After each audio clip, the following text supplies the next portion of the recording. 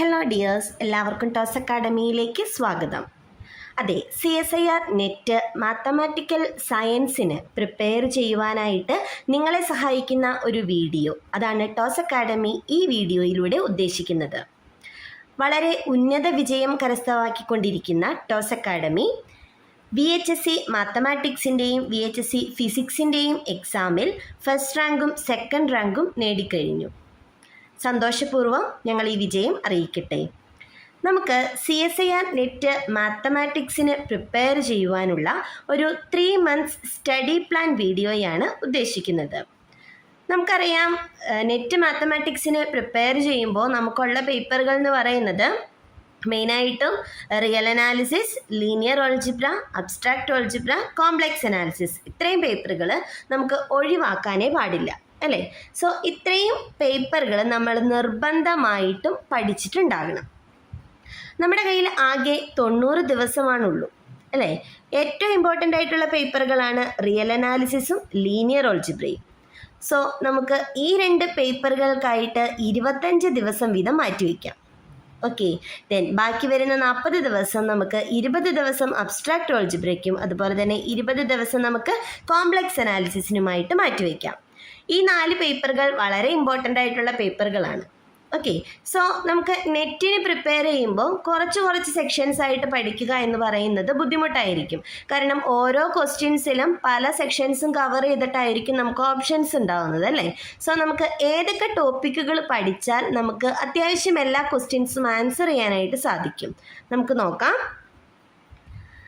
Real അനാലിസിസിൽ നമ്മൾ എന്തായാലും പഠിച്ചിരിക്കേണ്ടുന്ന സെക്ഷനുകൾ countable, uncountable, bounded എന്ന് പറയുന്ന സെക്ഷനുകൾ. ഓക്കെ, അപ്പോൾ കൗണ്ടബിലിറ്റി, അൺകൗണ്ടബിലിറ്റി ഒക്കെ പഠിക്കുമ്പോൾ അതിനകത്ത് വരുന്ന കുറച്ച് റിസൾട്ടുകളുണ്ട്. യൂണിയൻ, അതുപോലെ ഇൻ്റർസെക്ഷൻ ഓഫ് കൗണ്ടബിൾ സെറ്റ്സ്, അതുപോലെ അൺകൗണ്ടബിൾ സെറ്റ്സിൻ്റെ പ്രോപ്പർട്ടീസ്, എന്തൊക്കെയാണ് അൺകൗണ്ടബിൾ സെറ്റ്സ് ആയിട്ട് വരുന്നത്, അത് റിലേറ്റഡ് ആയിട്ടുള്ള തിയറംസ്. ബൗണ്ടഡ്നെസ് പഠിക്കുമ്പോൾ നമ്മൾ ഇൻഫിമം, സുപ്രീമം, അത്തരത്തിലുള്ള പ്രോപ്പർട്ടീസ്, ഇതെല്ലാം നമ്മൾ ഇത് സെക്ഷനിൽ പഠിക്കും. ഫസ്റ്റ് സെക്ഷനിൽ നമ്മൾ കവർ ചെയ്യും. ഓക്കെ, അപ്പോൾ ഓരോ സെക്ഷൻസും പഠിക്കുമ്പോൾ അതിൽ നിന്ന് കിട്ടാവുന്ന മാക്സിമം റിസൾട്ടുകൾ, ഫോർമുലകൾ എല്ലാം നമ്മൾ നോട്ട് ചെയ്താൽ മാത്രമാണ് നമുക്ക് ആ ഒരു സെക്ഷൻ കംപ്ലീറ്റ് ചെയ്ത് പഠിക്കാനായിട്ട് സാധിക്കുള്ളൂ. ഓക്കെ, അതുപോലെ തന്നെ ചെറിയ എക്സാമ്പിൾസ്, കാര്യങ്ങളെല്ലാം നമ്മൾ നോക്കി വെച്ചിട്ടുണ്ടാകണം. ദെൻ അടുത്ത ഇമ്പോർട്ടൻ്റ് ആയിട്ടുള്ള ഒരു സെക്ഷനാണ് ലിമിറ്റ് സുപ്രീമം, ലിമിറ്റ് ഇൻഫിമം. മിക്കവാറും തന്നെ നമ്മളോട് ഒരു ക്വസ്റ്റ്യൻ ഷുവറായിട്ട് ചോദിക്കുന്ന ഒരു ഏരിയയാണ് ലിമിറ്റ് സുപ്രീമം, ലിമിറ്റ് ഇൻഫിമം എന്ന് പറയുന്നത്. ഓക്കെ, അപ്പോൾ നമ്മൾ സീക്വൻസുകളെ പറ്റി പഠിക്കും. ലിമിറ്റ് സുപ്രീമം എന്താണ്, ലിമിറ്റ് ഇൻഫിമം എന്താണെന്ന് പഠിക്കും. അപ്പോൾ ഓൾറെഡി ബൗണ്ടഡ്നെസ് കയ്യിലുണ്ട്, അല്ലേ? സോ ബൗണ്ടഡ്നെസ് വെച്ചിട്ട് സുപ്രീമം, ഇൻഫിമത്തിൻ്റെ കൺസെപ്റ്റും കാര്യങ്ങളെല്ലാം നമ്മൾ ഓൾറെഡി മനസ്സിലാക്കിയിട്ടുണ്ടാകും. അത് യൂസ് ചെയ്തിട്ട് നമ്മൾ ലിമിറ്റ് സുപ്രീമം എന്താണ്, ലിമിറ്റ് ഇൻഫിമം എന്താണെന്നും അതിന് കറസ്പോണ്ടിങ് ആയിട്ട് വരുന്ന കുറേയധികം ഇനിക്വാലിറ്റീസ്, ലിമിറ്റ് സുപ്രീമത്തിൻ്റെ ലിമിറ്റ് ഇൻഫിമത്തിൻ്റെയും കുറേയധികം ഇനിക്വാലിറ്റീസ് ഉണ്ട്. അത് നമ്മൾ ആ സെക്ഷനിൽ കവർ ചെയ്യുന്നതായിരിക്കും. കറസ്പോണ്ടിങ് തിയറംസ്, കൊറോളറീസ് എല്ലാം നമ്മൾ ഈ ഒരു സെക്ഷനിൽ നമുക്ക് കവർ ചെയ്യേണ്ടതായിട്ടുണ്ട്. ഓക്കെ, ദെൻ അടുത്തത് റിയൽ അനാലിസിസിൻ്റെ main part, continuity, differentiability, uniform continuity. ഈ 3 സെക്ഷനുകൾക്കുള്ള ഒരു പ്രത്യേകത എന്ന് പറയുന്നത് വളരെ ഇമ്പോർട്ടൻ്റ് ആയിട്ട്, ഡിഫറൻഷ്യബിലിറ്റി എന്നൊക്കെ ഒരു പ്രോബ്ലം ഒക്കെ എന്തായാലും നമ്മളോട് ചോദിക്കുന്നതാണ്.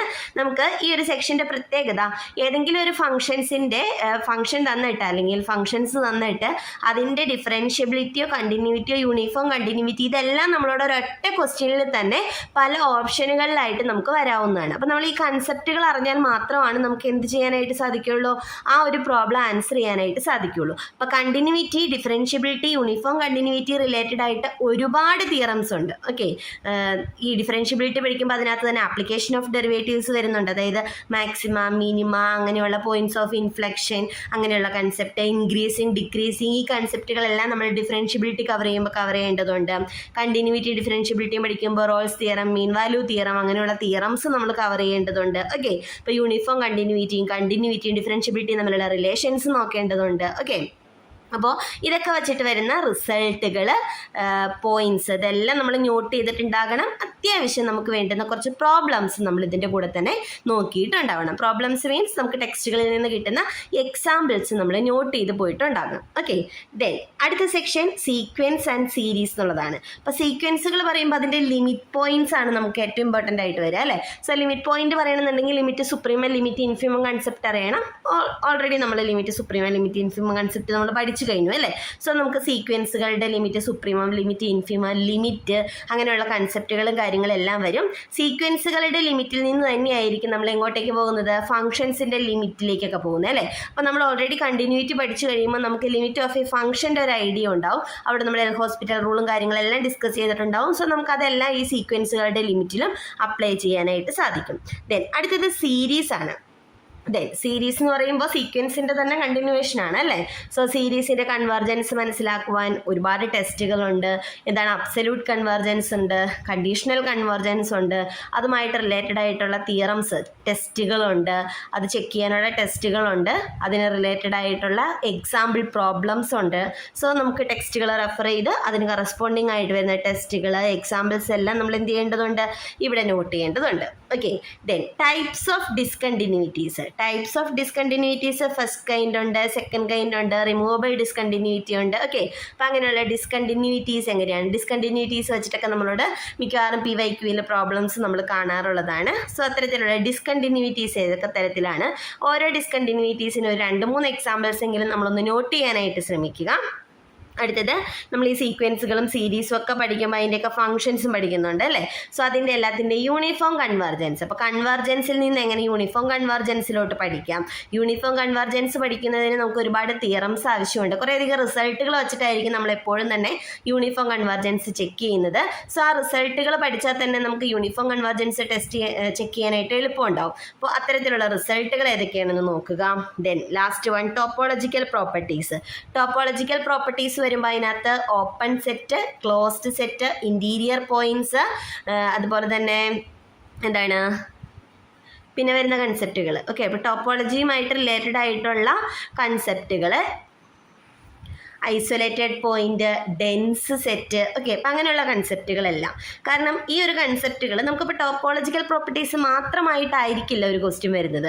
ഏതെങ്കിലും ഒരു ഫംഗ്ഷൻ്റെ കണ്ടിന്യൂയിറ്റീസോ അല്ലെങ്കിൽ ഡിഫറൻഷ്യബിലിറ്റിയോ അതൊക്കെ വച്ചിട്ട് അതിനകത്തുള്ള ഡിഫറൻഷ്യബിൾ അല്ലാതെ വരുന്ന പോയിന്റ്സ് അതെല്ലാം വച്ചിട്ട് ചിലപ്പോൾ അതൊരു ഓപ്പൺ സെറ്റാണോ, ക്ലോസ്ഡ് സെറ്റാണോ, ഡെൻസ് സെറ്റാണോ, അങ്ങനെയൊക്കെ പറഞ്ഞിട്ട് നമുക്ക് ഈ ഒരു ടേംസ് നമുക്ക് പല ക്വസ്റ്റ്യനുകളിലും കയറി വരാനുള്ള ഒരു ചാൻസ് ഉണ്ട്. ഓക്കെ. അപ്പോൾ ടോപ്പോളജിക്കൽ പ്രോപ്പർട്ടീസ് കറക്റ്റായിട്ട് മനസ്സിലാക്കിയാലാണ് നമുക്ക് എന്ത് ചെയ്യാൻ പറ്റുള്ളൂ, ഓരോ പ്രോബ്ലംസും അറ്റൻഡ് ചെയ്യാനായിട്ട് സാധിക്കുള്ളൂ. ഓക്കെ.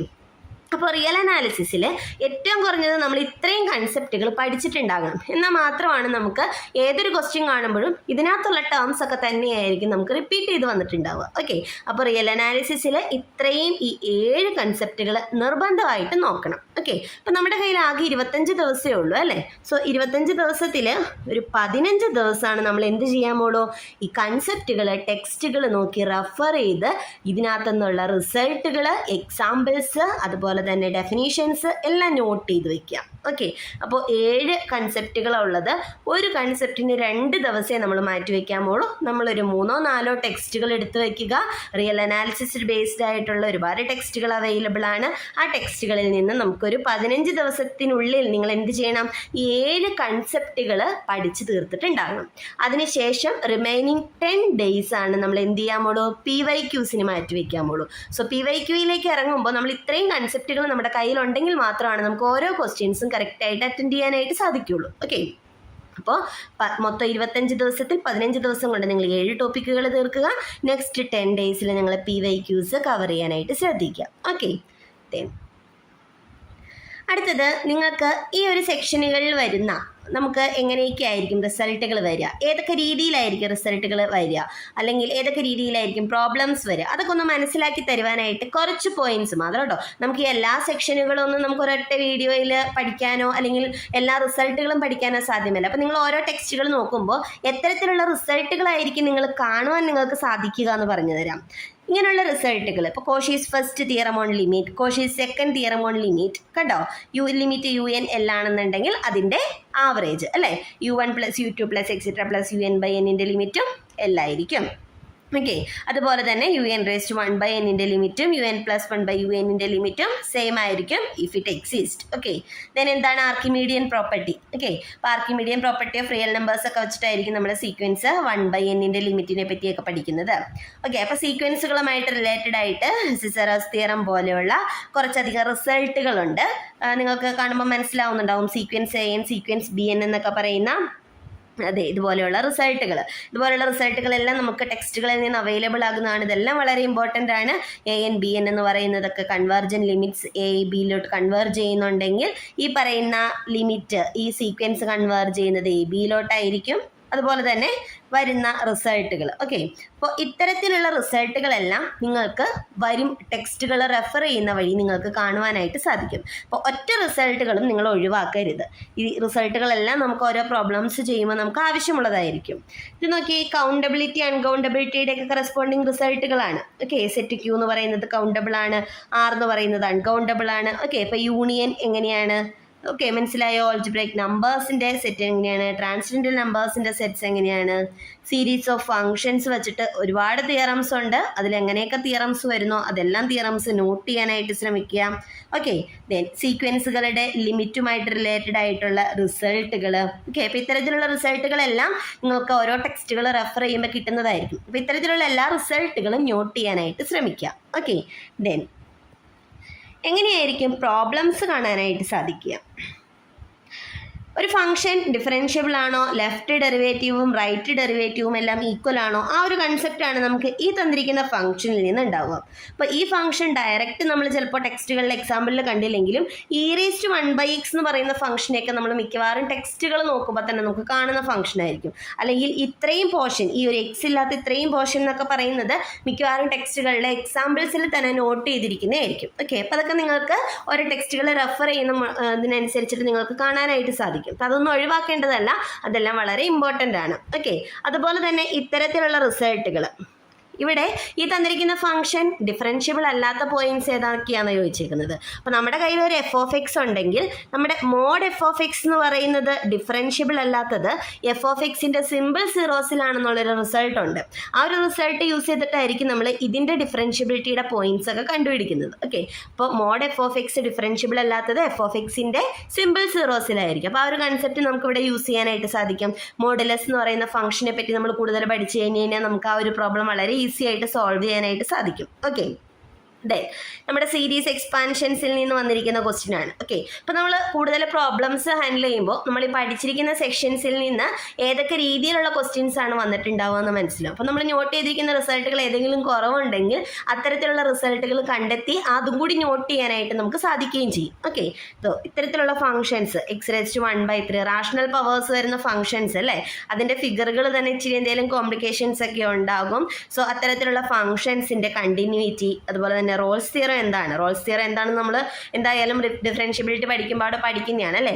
സോ അത് നമുക്കിവിടെ ആപ്ലിക്കബിൾ ആണോ, അങ്ങനെയുള്ള കൺസെപ്റ്റുകളെല്ലാം നമുക്ക് ഓരോ പ്രോബ്ലംസ് കാണുമ്പോൾ നമുക്ക് മനസ്സിലാവും. ഓക്കെ, അടുത്തത് നോക്കിയേ, സെറ്റ് ഓഫ് പോയിന്റ്സ് കൗണ്ടബിൾ ആണോ അൺകൗണ്ടബിൾ ആണോ. ഓക്കെ, ദെൻ മാക്സിമം മിനിമം നമ്മുടെ ആപ്ലിക്കേഷൻ ഓഫ് ഡെറിവേറ്റീവ്സിൽ നിന്ന് വരുന്നതാണ് മാക്സിമം മിനിമം എന്ന് പറയുന്ന കൺസെപ്റ്റ്. യൂണിഫോം കണ്ടിന്യൂറ്റി എന്ന് വരുന്ന റിസൾട്ടുകൾ. Okay, f(x + y = f(x + f(y) എന്നൊക്കെ പറയുന്ന ഫംഗ്ഷൻ്റെ പ്രോപ്പർട്ടീസ് എല്ലാം നമ്മൾ കണ്ടിന്യൂറ്റി പഠിക്കുമ്പോൾ പഠിക്കുന്നതാണ്. സോ അത് റിലേറ്റഡ് ആയിട്ട് യൂണിഫോം കണ്ടിന്യൂറ്റിയിലെ റിസൾട്ടുകൾ നമ്മൾ യൂണിഫോം കണ്ടിന്യൂറ്റി എന്ന് പറയുന്ന സെക്ഷൻസ് പഠിക്കുമ്പോൾ പഠിക്കും. ഓക്കെ, അപ്പോൾ ഇത്തരത്തിലുള്ള കാര്യങ്ങളെല്ലാം നമ്മൾ എന്തായാലും ഓൾറെഡി ആ സെക്ഷൻസ് കവർ ചെയ്യുമ്പോൾ പഠിച്ചിട്ടായിരിക്കും വരുന്നത്. സോ നമുക്ക് അത്തരത്തിലുള്ള പ്രോബ്ലംസ് നമുക്ക് ഇതിന് എടുക്കാനായിട്ട് സാധിക്കും. ഇനി ഏതെങ്കിലും ഒരു ടേം നമ്മൾ പഠിച്ചിട്ടില്ലെങ്കിൽ തന്നെ ആ ക്വസ്റ്റ്യൻ കാണുമ്പോൾ അത് കറസ്പോണ്ടിങ് എന്താണ് ഡെഫിനീഷൻ എന്നുള്ളത് നമുക്ക് റെഫർ ചെയ്ത് നോട്ട് ചെയ്യാനായിട്ട് സാധിക്കും. ഓക്കെ, അപ്പം നമ്മുടെ കയ്യിലുള്ള 25 ദിവസം കൊണ്ട് നമുക്ക് ഇത്രയും കൺസെപ്റ്റുകൾ നോക്കി തീർക്കണം. എന്നാലാണ് റിയൽ അനാലിസിസ് നമുക്ക് ഏകദേശം ഒരു 80% നമുക്ക് കംപ്ലീറ്റഡ് ആയിരിക്കും ഇത്രയും കാര്യങ്ങൾ നോക്കിക്കഴിഞ്ഞാൽ കേട്ടോ.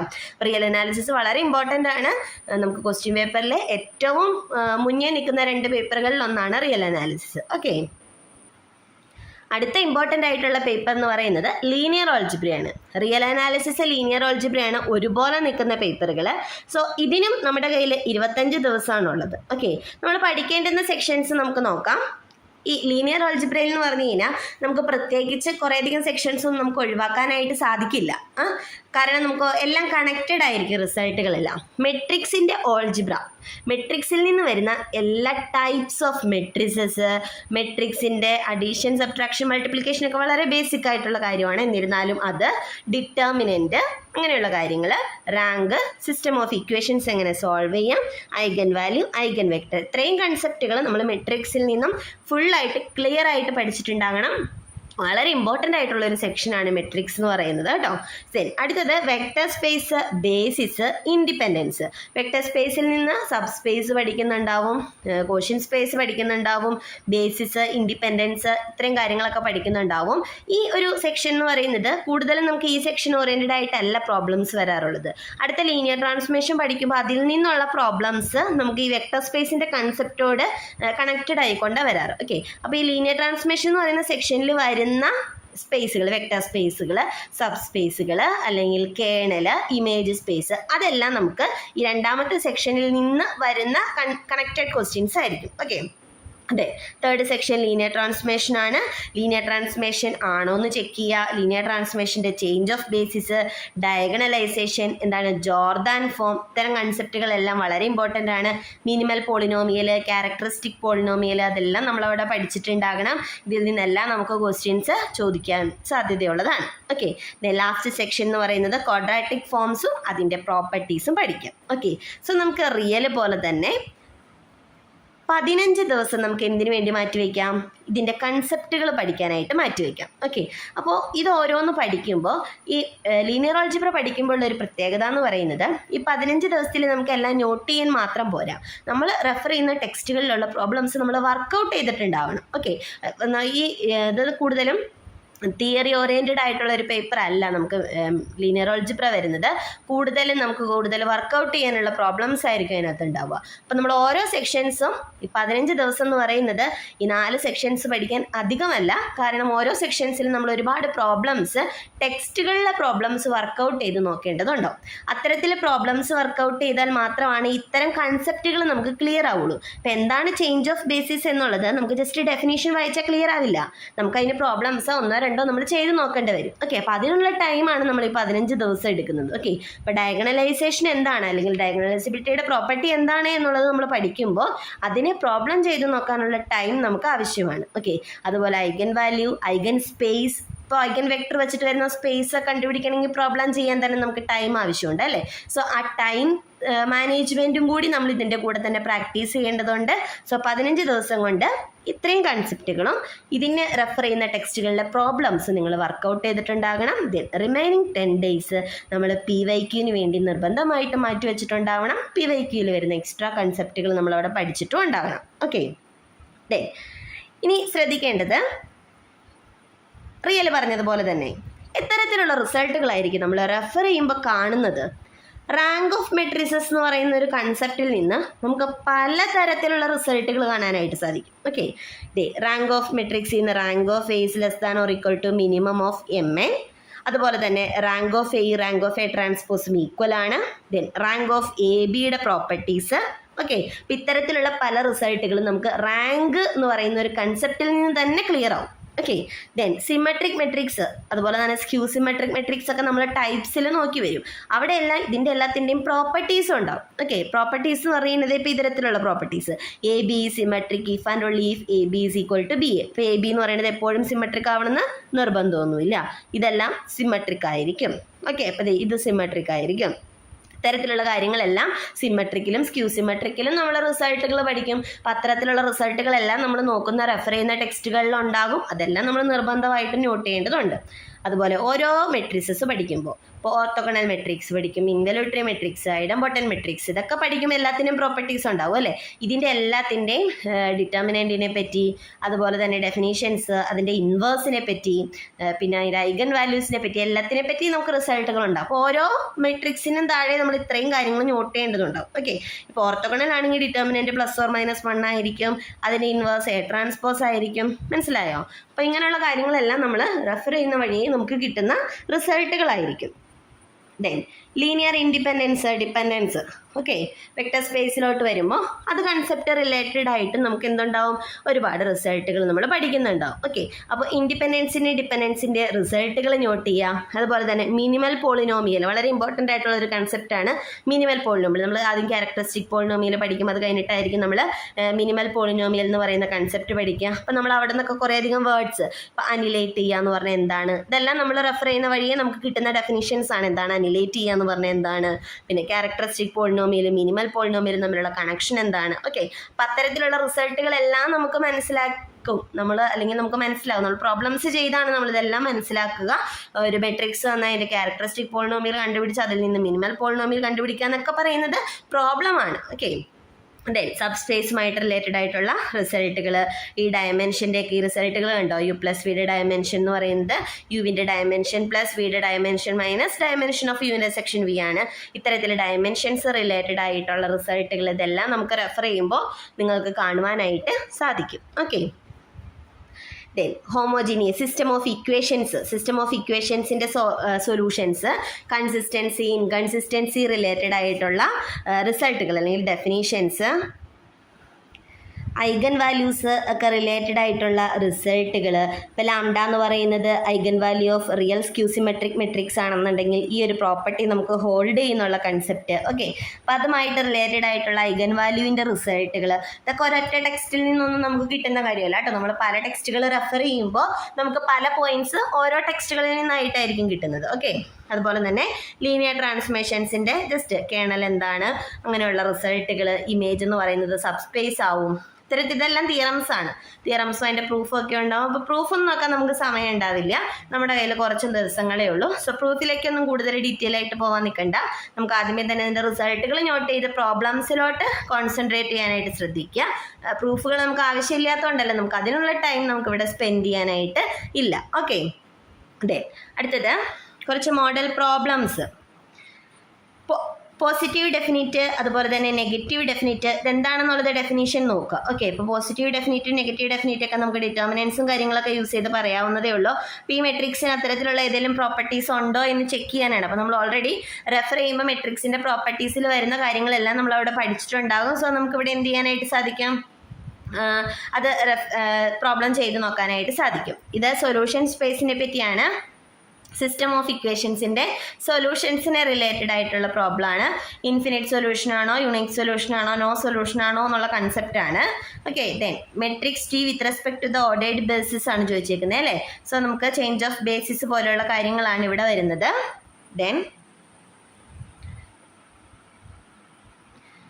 ഈ മെട്രിക്സ് എ റേസ് ടു 2015 എത്രയാണെന്നാണ് ചോദിച്ചിരിക്കുന്നത് അല്ലേ. അപ്പോൾ എയുടെ പവറുകൾ എത്രയാവും എന്നുള്ളത് നോക്കുക. നമ്മുടെ തീറ്റയ്ക്ക് ഒരു പ്രത്യേകതയുണ്ട്, അതൊക്കെ അനുസരിച്ചിട്ട് 2015 ഈ 31 തമ്മിലുള്ള കണക്ഷൻസ് ഒക്കെ നോക്കിക്കഴിഞ്ഞാൽ നമുക്ക് വേഗം തന്നെ ആൻസർ ചെയ്യാവുന്നതേ ഉള്ളൂ. ഓക്കെ, ദെൻ ഇതുപോലെയുള്ള ഒരു ബ്ലോക്ക് ഫോമിലുള്ള മെട്രിക്സ് തന്നു കഴിഞ്ഞാൽ അതിൻ്റെ റാങ്ക് എങ്ങനെ കാൽക്കുലേറ്റ് ചെയ്യാം.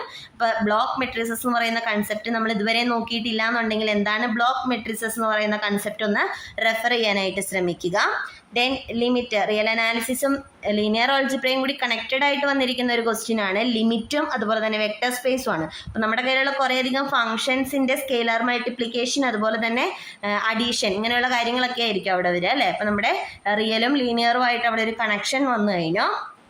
ദെൻ ലീനിയർ ട്രാൻസ്ഫോർമേഷൻ്റെ റേഞ്ച് അങ്ങനെയുള്ള കാര്യങ്ങൾ എന്തായിരിക്കും എന്നുള്ളതാണ് നമുക്ക് അടുത്ത ക്വസ്റ്റ്യനിൽ വരിക. ഓക്കെ, നമുക്ക് ഇത് നെറ്റിനെ സംബന്ധിച്ച് ഒരൊറ്റ ഓപ്ഷൻ ആയിരിക്കണം കറക്റ്റ് എന്ന് നിർബന്ധമില്ല അല്ലേ. സിപ്പാട്ടിനാണെങ്കിൽ എല്ലാ ഓപ്ഷൻസും കറക്റ്റ് ആകാനുള്ള ചാൻസ് ഉണ്ട്.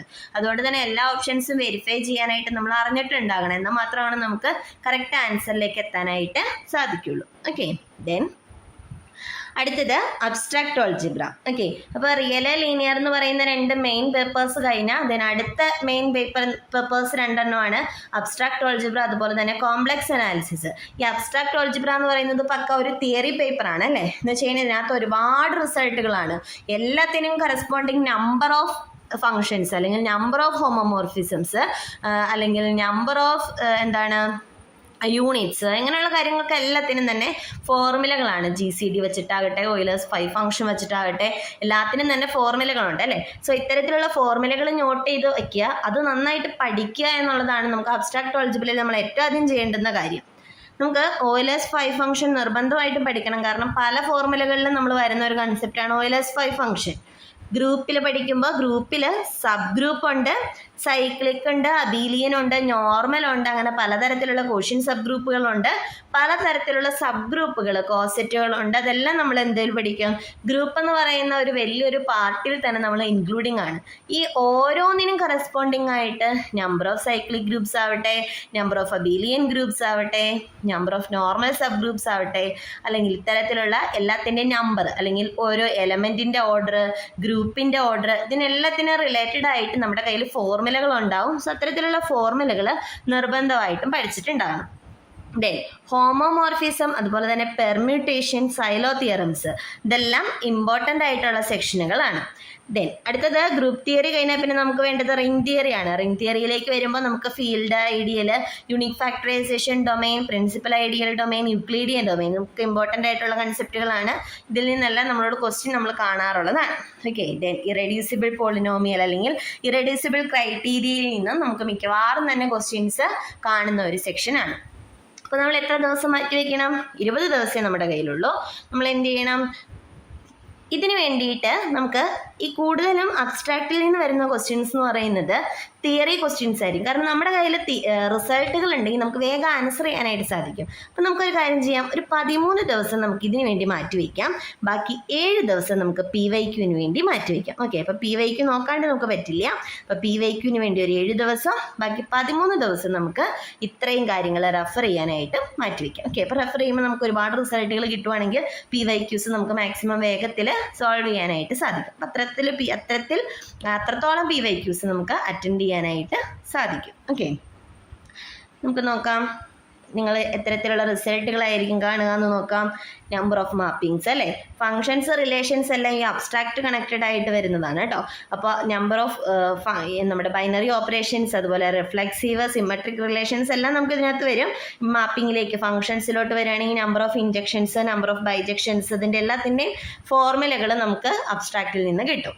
ദെൻ ഇൻ്റഗ്രൽ ഡൊമൈൻസിന് എക്സാമ്പിൾസ് ആണ്. എന്തുകൊണ്ട് ഇൻ്റഗ്രൽ ഡൊമൈൻ അല്ല എന്ന് നമ്മൾ പഠിച്ചിട്ടുണ്ടാകണം. എന്നാലാണ് നമ്മൾ നോട്ട് ചെയ്യാത്തൊരു എക്സാമ്പിൾ വന്നു കഴിഞ്ഞ് കഴിഞ്ഞാൽ നമുക്കത് കറക്റ്റായിട്ട് ആൻസർ ചെയ്യാനായിട്ട് സാധിക്കുള്ളൂ. അപ്പോൾ ജസ്റ്റ് ഡെഫിനീഷൻ നോക്കുക, കറസ്പോണ്ടിങ് എക്സാമ്പിൾസ് നോക്കുമ്പോൾ നോട്ട് ആൻ ഇൻ്റഗ്രൽ ഡൊമൈൻ എന്ന് പറയുന്നതിന് അവിടെ എപ്പോഴും തന്നെ ഒരു why that is not an integral domain എന്നുള്ളത് നമ്മൾ നോട്ട് ചെയ്തിട്ടുണ്ടാവണം. ഇൻ്റഗ്രൽ ഡൊമൈൻ ആകുമ്പോഴും അത് എന്തുകൊണ്ടാണ് ഇൻ്റഗ്രൽ ഡൊമൈൻ എന്നുള്ളത് നമ്മൾ മനസ്സിലാക്കാനായിട്ട് ശ്രമിക്കണം. ഇത്തരത്തിലുള്ളത് ജസ്റ്റ് നോട്ട് ചെയ്ത് എഴുതി വെക്കുക എന്നുള്ളതല്ല, ബൈഹാർട്ട് ചെയ്യുക എന്നുള്ളതല്ല. ഇതിൻ്റെ എല്ലാത്തിൻ്റെയും കറക്റ്റ് റീസൺസ് നമുക്ക് മനസ്സിലാക്കിയിട്ടുണ്ടാവണം. ഓക്കെ. സബ് ഗ്രൂപ്പൊക്കെ റിലേറ്റഡ് ആയിട്ട് ഇതുപോലുള്ള റിസൾട്ടുകളൊക്കെ നമുക്ക് കാണാനായിട്ട് സാധിക്കും.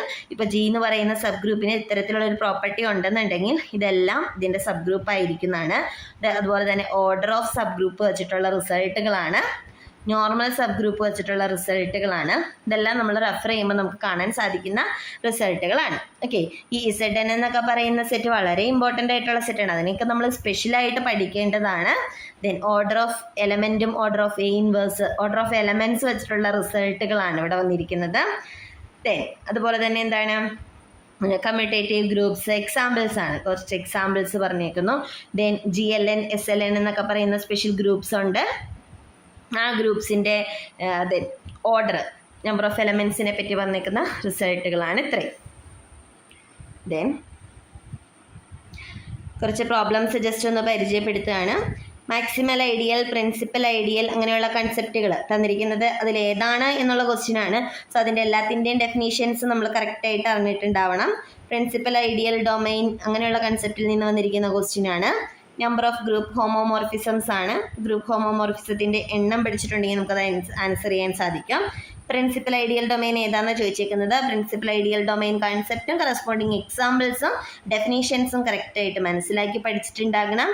ദെൻ കോമ്പോസിഷൻ ഓഫ് ഫങ്ഷൻസിൻ്റെ 1, 1 on 2 പ്രോപ്പർട്ടീസിൽ നിന്ന് വന്നിരിക്കുന്ന ക്വസ്റ്റ്യൻ.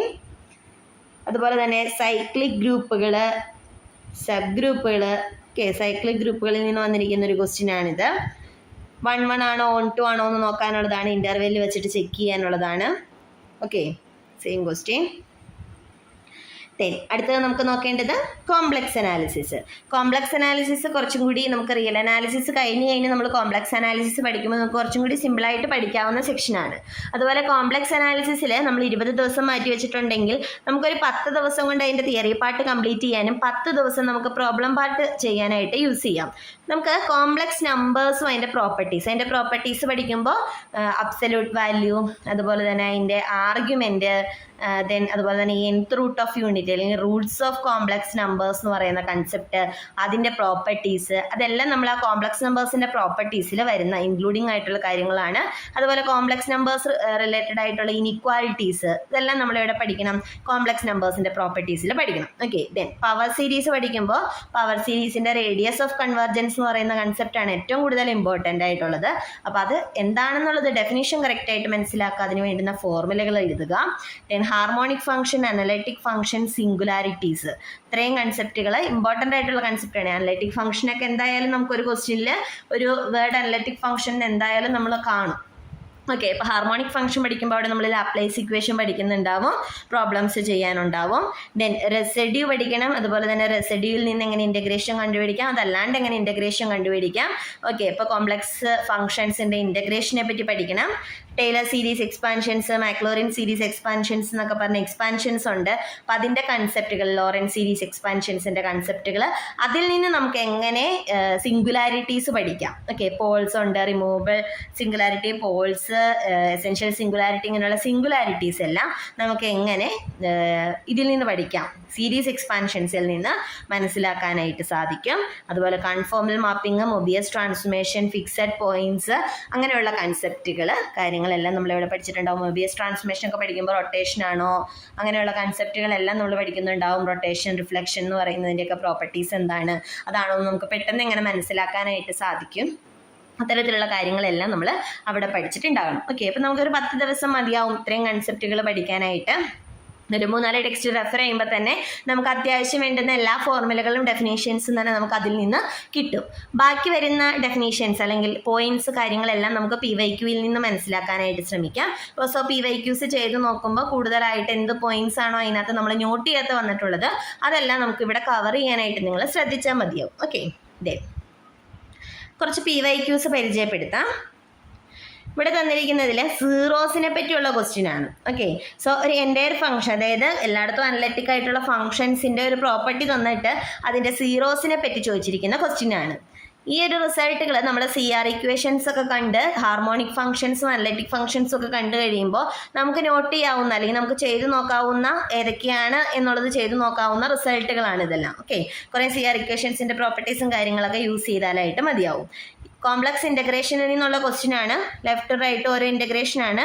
അപ്പോൾ ആ ഇൻ്റഗ്രേഷൻസിൻ്റെ ആൻസേഴ്സ് ഒക്കെ ഒന്ന് ഇക്വേറ്റ് ചെയ്ത് കഴിഞ്ഞാൽ നമുക്ക് എന്ത് കിട്ടിക്കോളും, അവിടെ ലാംഡയുടെ വാല്യൂസ് നമുക്ക് കണ്ടുപിടിക്കാനായിട്ട് സാധിക്കും. ഓക്കെ, ദെൻ നമ്മുടെ കോംപ്ലക്സ് ഫംഗ്ഷൻസിൻ്റെ continuity, analytic properties, CR equations ഒക്കെ റിലേറ്റഡ് ആയിട്ടുള്ള ക്വസ്റ്റ്യൻ ആണ്. സിംഗുലാരിറ്റി റിലേറ്റഡ് ആയിട്ടുള്ള ക്വസ്റ്റ്യൻ ആണ് ഇത്. പോൾസിനെ പറ്റി, ഫംഗ്ഷൻ്റെ പോൾസ് എവിടെയായിരിക്കും എന്നുള്ളതിനെ പറ്റിയുള്ള ക്വസ്റ്റ്യൻ ആണ്. ഇത് നമുക്ക് വന്നിരിക്കുന്നത് അപ്പർ ഹാഫ് പ്ലെയിനിലെ പോയിന്റ്സ് ഏതാണെന്നുള്ള രീതിക്കാണ് വന്നിരിക്കുന്നത് അല്ലേ. മൊബിയസ് ട്രാൻസ്ഫോർമേഷനിൽ നിന്നാണ് മെയിനായിട്ട് ഈ ക്വസ്റ്റ്യൻ വന്നിട്ടുണ്ടാവുക. Z സ്ക്വയർ ഒക്കെ വരുമ്പോൾ നമുക്കത് മൊബിയസ് എന്ന് പറയാൻ പറ്റില്ല. നമുക്കത് ഇതിനെയൊക്കെ നമുക്ക് മൊബിയസ് ട്രാൻസ്ഫോർമേഷൻ്റെ കൺസെപ്റ്റിൽ എടുക്കാം. അപ്പോൾ അതിൽ നിന്നൊക്കെ വന്നിരിക്കുന്നത് ഇൻവേഴ്സ് ഒക്കെയാണ് വന്നിരിക്കുന്നത്. സോ അത്തരത്തിൽ വന്നിരിക്കുന്ന ഒരു ക്വസ്റ്റ്യൻ ആണിത്. അപ്പോൾ നമുക്ക് മൊബിയസ് ട്രാൻസ്ഫോർമേഷൻ പഠിച്ചു കഴിയുമ്പോൾ നമുക്ക് ഇതിൻ്റെ പല ഓപ്ഷൻസ് നമുക്ക് അവിടെ ഫെമിലിയർ ആയിട്ട് വരും. ഓക്കെ, അപ്പോൾ നമ്മൾ പഠിച്ച പേപ്പറുകൾ എത്ര എണ്ണമാണിത്? 4 പേപ്പറുകളാണ്. റിയൽ, ലീനിയർ, അതുപോലെ തന്നെ അബ്സ്ട്രാക്റ്റ്, കോംപ്ലക്സ് അനാലിസിസ്. ഇതിൽ പറഞ്ഞിരിക്കുന്ന ഇത്രയും കൺസെപ്റ്റുകൾ ഈ 90 ദിവസം കൊണ്ട് പഠിക്കാനായിട്ട് ശ്രമിച്ചു കഴിഞ്ഞാൽ നിങ്ങൾക്ക് ഷുവറായിട്ടും നല്ല അധികം ക്വസ്റ്റ്യൻസ് നിങ്ങൾക്ക് അറ്റൻഡ് ചെയ്യാനായിട്ട് സാധിക്കും. വളരെ ശ്രദ്ധിച്ച് പ്രോബ്ലംസ് സ്പീഡോടെ ചെയ്ത് കഴിഞ്ഞാൽ വളരെ കറക്റ്റായിട്ടുള്ള ആൻസേഴ്സ് തന്നെ നിങ്ങൾക്ക് എത്തുവാനായിട്ട് സാധിക്കും. ഓക്കെ, അപ്പോൾ ജസ്റ്റ് ഒരു 3 months സ്റ്റഡി പ്ലാൻ ആണ് ഉദ്ദേശിച്ചുള്ളൂ. 3 മാസം കൊണ്ട് വളരെ ഫാസ്റ്റായിട്ട് തന്നെ പഠിച്ചു തീർക്കേണ്ടതുണ്ട്. കാരണം അത്രയ്ക്കും വൈഡ് ഏരിയയാണ് നമുക്ക് പഠിക്കാനുള്ളത്. ഒരു സെക്ഷൻസ് ഒഴിവാക്കി കഴിഞ്ഞാൽ അതനുസരിച്ചിട്ട് നമുക്ക് ആ ഒരു പ്രോബ്ലത്തിൽ ചിലപ്പോൾ നമ്മൾ പഠിച്ചിരിക്കുന്ന 3 സെക്ഷനുകളിൽ നിന്നും ക്വസ്റ്റ്യൻ ഉണ്ടാവും. 4ാമത്തെ സെക്ഷൻ നമ്മൾ പഠിച്ചിട്ടില്ല എന്നുണ്ടെങ്കിൽ 4ാമത്തെ ഓപ്ഷൻ ചിലപ്പോൾ നമുക്കത് അറ്റൻഡ് ചെയ്യാനായിട്ട് സാധിക്കണമെന്നില്ല അല്ലേ. അപ്പോൾ നമ്മുടെ പാർട്ടിനെ സംബന്ധിച്ച് വരുമ്പോൾ ചിലപ്പോൾ 4ാമത്തെ ഓപ്ഷൻ നമുക്ക് ആവശ്യമുള്ളതായിരിക്കാം. അത് ചിലപ്പോൾ നമുക്ക് അറ്റൻഡ് ചെയ്ത് നോക്കാൻ സാധിച്ചു കൊള്ളണമെന്ന് നിർബന്ധമില്ല. ഓക്കെ, സോ ഇത്രയും കൺസെപ്റ്റുകൾ നന്നായി പഠിക്കാനായിട്ട് ശ്രമിക്കുക. തന്നിരിക്കുന്ന മോഡൽ പ്രോബ്ലംസ് ഒക്കെ നോക്കുക. ഇത്തരത്തിലുള്ള മോഡൽ പ്രോബ്ലംസ് നിങ്ങൾ PYQയിൽ കാണുന്നത് അറ്റൻഡ് ചെയ്ത് നോക്കുവാനായിട്ട് ശ്രമിക്കുക. Okay, then thank you.